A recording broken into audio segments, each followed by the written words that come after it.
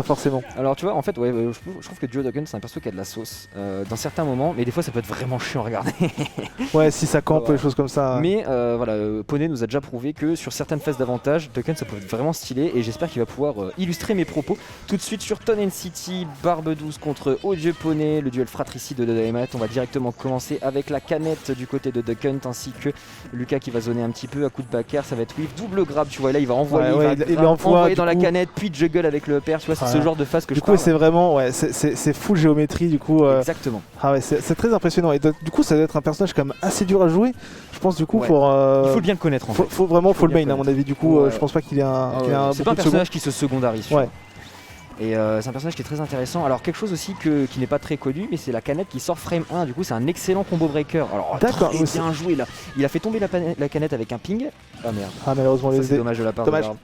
Il a fait tomber la canette avec un ping et ensuite il a fait remonter un coup pour interrupt Barbe 12 qui est en train de revenir avec son taser, tu vois. D'accord. C'était très judicieux de la part de ouais, c'est vraiment ça stoppe tous les combos quoi. Exactement. Autre chose, Duodoken avec son Dunbay il est capable de faire pop 3 caballeros, les espèces de Mexicains.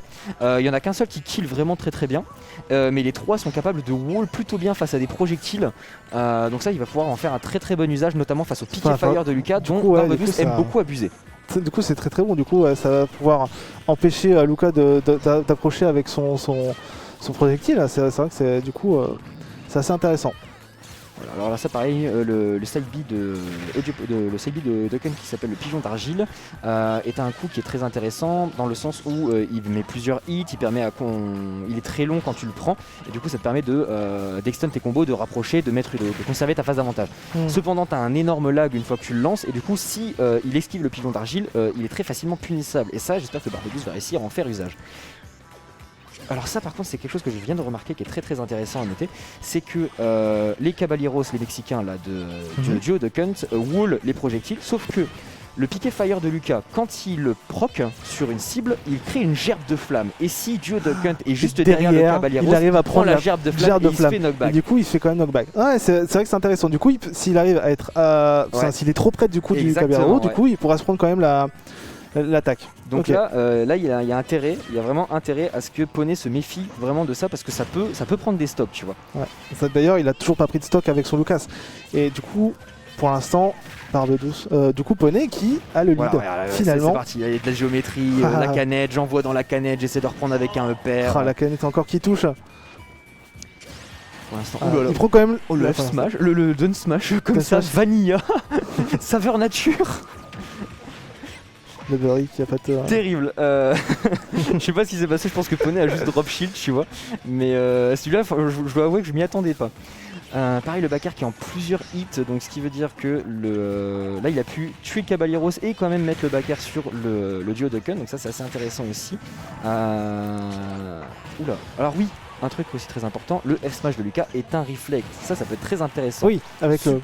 Suppose, oula, ça c'est génial aussi, tu vois, il a mis la canette, il a upper sur la canette pour la renvoyer. Pour la renvoyer, en fait, ce qui est intéressant c'est que du coup, c'est ce que je vois pas du coup sur certains Dokkan, parce que du coup c'est vrai que c'est un très bon Dokkan, c'est qu'il se sert de ses attaques à lui pour changer la trajectoire, et voilà, la stock est fini, pour changer la trajectoire du coup de sa canette, et ça peut surprendre du coup l'adversaire, et du coup c'est ce qu'on a vu sur beaucoup de stocks. Du coup, première game gagnée par ce duo Dokkan, par Poney. La physique de la canette est très, il faut la connaître en fait. Il faut connaître. Et c'est vrai que le gyro drop. Honnêtement, si tu connais pas le match, ça doit être très frustrant du coup de se prendre de ce truc. C'est très frustrant. C'est très dur. Ouais, vraiment. Pour l'instant, Odieux Poney a réussi à faire la différence.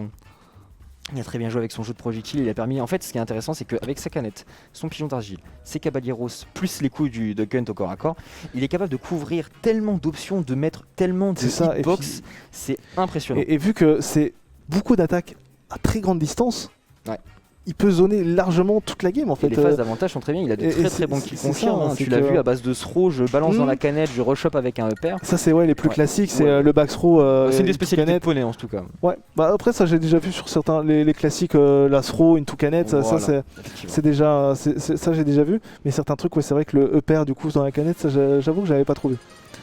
Ouais. Non, mais pour l'instant, ça se passe plutôt bien du côté de Poney. On va voir ce que ça va donner. Donc c'est un BO3, donc ça peut aller vite. Ça peut aller très Ça peut aller très vite. Après, faut pas oublier que Barbe est loin d'être mauvais. Il a une très bonne capacité à s'adapter. D'adaptation, il est pas mauvais là-dessus. Sachant qu'il connaît du Duck Hunt, il est capable de s'adapter, de comprendre. Il hésite. Alors Barbe Douce a un Fell Inferno qui est très qualitatif. Et du coup, ça va partir sur Fell Inferno. Sur un Fell Inferno. Et à voir donc, ce que ça va donner. Un possible counter pick, on va voir du coup. J'ai un peu peur parce que Fell Inferno c'est un personnage qui se fait zoner très facilement. Très facilement. Et alors dès qu'il va être offstage, ça va être très dur. Et un truc comme Poney, c'est un truc comme Joe Duck Hunt, il va falloir être très patient du coup du côté de Barbe. Allez hop, c'est parti. Allez, le père qui un passe. Pigeon d'argile, on peut mettre un CB. Alors ça par contre. Ça par contre ça va être terrible. Alors allez, et de 1 et de 2. Dommage. Il a pas réussi à mettre le lariat. Dommage.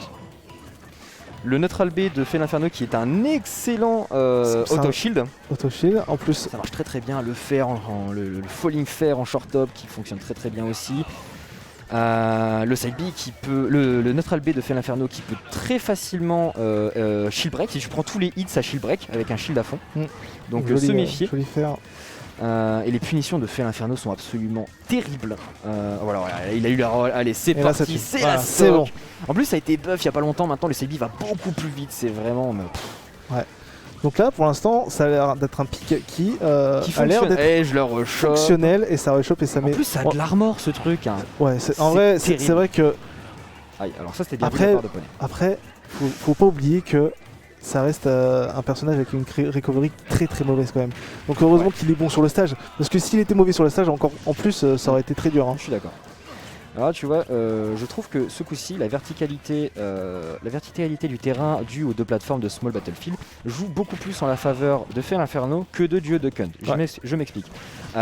Il est capable de se mettre sur les plateformes pour éviter le pigeon d'argile, pour éviter les caballeros, de stall un peu et obliger Poney à sortir la canette, à le faire venir. Il a juste à éviter la canette qui ne reviendra pas dans l'autre sens tant que Poney n'y touche pas. Et donc pour moi ça joue en faveur de Barbe Douce. Ouais, clairement, il a juste à changer de plateforme et à du coup être patient et punir du coup les coups de Poney, hein, c'est sûr. Alors là, tu vois Poney qui a pas respecté le shield du coup de le up de Fell Inferno qui est free. Hein. Si tu arrives à le shield, il est free en punition, c'est terrible. Hop, on va mettre un F-throw, le F-smash. Alors le F-smash de Duo Duck Hunt qui va de plus en plus loin au fur et à mesure que tu le charges. Ça c'est important de le savoir pour pas se faire surprendre. Alors on rit de la roll, on met un lariat 74%. Oh, il a tenté le donner là. Le spike est pas passé loin. Oh, ça aurait été beau ça, hein. Ça aurait pris la stock à 84%, c'était sûr. Il a bien fait de dodge parce que je pense que sinon ça va le coup porter. Là il a sauté dans la canette, j'ai pas compris pourquoi. Attention. Il voulait peut-être passer en dessous et du coup mettre un fer, je crois. Non, ça grappe pas, c'est dommage. Les petits bras, les trop petits bras de Fell Inferno. Là ça grave. Et l'armor du coup. Oh là là, mais ça fait tellement mal, c'est terrible. Oh les punitions de Fell Inferno. C'est impressionnant aussi Fell Inferno, c'est vrai que ça a tellement ça fait des grosses patates quoi, genre vraiment. Quand t'as un gameplay qui est très shieldesque, très défensif, c'est compliqué parce que si t'as l'habitude de bourrer le shield pour te défendre. Ah bah ouais, c'est sûr que. Voilà, tiens, tu vois, il a bien chargé. Du coup, le smash va très loin. Voilà, c'est ça exactement. Donc là on est probablement la stock, peut-être la stock effectivement, puisque là il n'en suffit que d'un exploit d'une stock de la part de Poney pour remporter ce BO3 face à Barbe Douce. Pour l'instant ça se passe très bien, la canette qui va prendre, on chie du côté de Barbe Douce, mais ça il va finir par prendre le coup, une deuxième canette qui va être jartée, le Caballeros qui est sorti, on va mettre un fer en short top, le side qui a été stoppé du coup. On va revenir du côté de Poney avec un fer. On va essayer de B, mais on n'a pas les frames d'invulnérabilité. Du coup, on va prendre la canette. On spot dodge un peu. Barbe Douce a tendance à beaucoup spot dodge. Peut-être que Poney réussira à l'exploiter. Il pourrait peut-être même bien prendre la canette sur ça, la game sur ça. Il a bien shield la canette du coup. Il a retenté le donner. Oh non. Malheureusement. Il a tenté le donner et du coup c'est descendu beaucoup trop vite. C'est dommage. C'est dommage. Il a été trop vite du coup pour essayer de tenter le donner. C'est dommage.